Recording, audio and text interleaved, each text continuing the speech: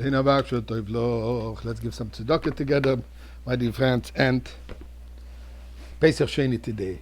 I want to share with you a personal Pessach Sheni experience that I had no later than yesterday. I've mentioned in the past that it's been now for more than 4 decades, close to 4.5 decades, if I'm not mistaken. Who's counting? That part of my shlichus is to visit Jewish fellows in prisons.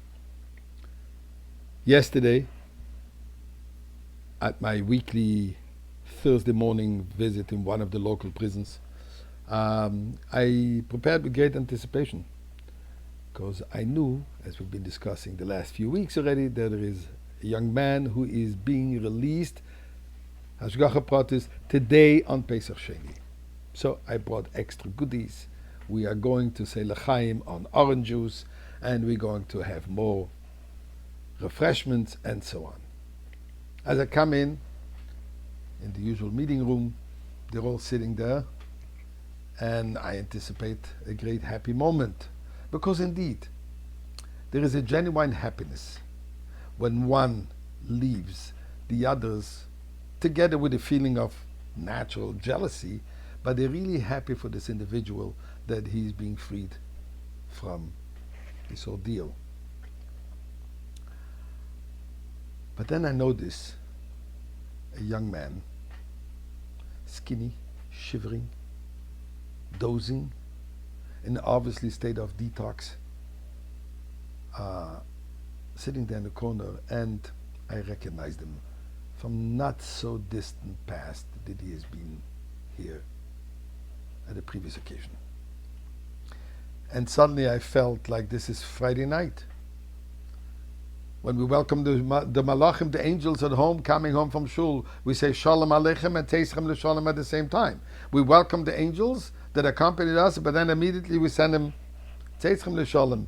You're welcome to leave, and we bid them farewell. So here I have a situation welcoming a new individual while celebrating the release of another one.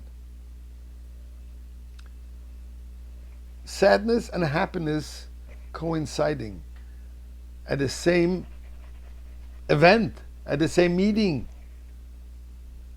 It was unique. I mean, obviously we had many sad moments that new people come in, many happy moments that people were released. But to have them together, how do we deal with that? And then suddenly it dawned on me, it's Pessach Sheni. Pessach Sheni is, as we spoke yesterday, the message of Sin Nishtok Verfallen. It's never too late. There's always a second chance. So we started and we had a beautifully animated discussion about second chance. Do we have a second chance in life? Don't we have a second chance in life? Is it real? Is it not real? What does it take to have it? And everybody was really animated in this conversation. And then the young man, who actually was just released a few moments ago, stood up and he said the following. He says, fellows, friends, and yes, we consider each other friends, I want to tell you, I am living proof that there is a second chance.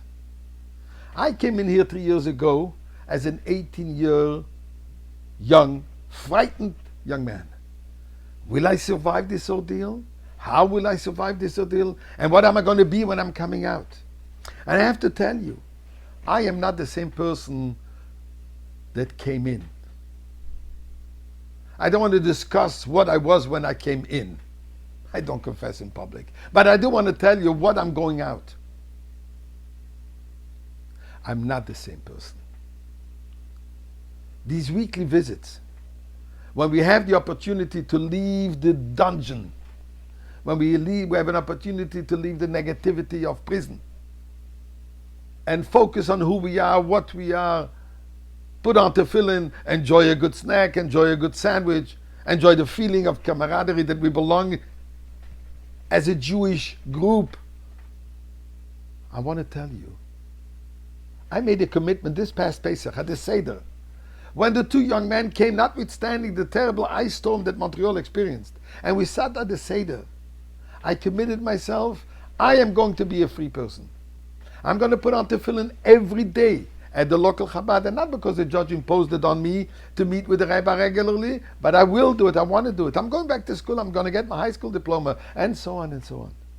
And then he turns to this dozing young man. He says, I remember you from a while ago. I want to reassure you.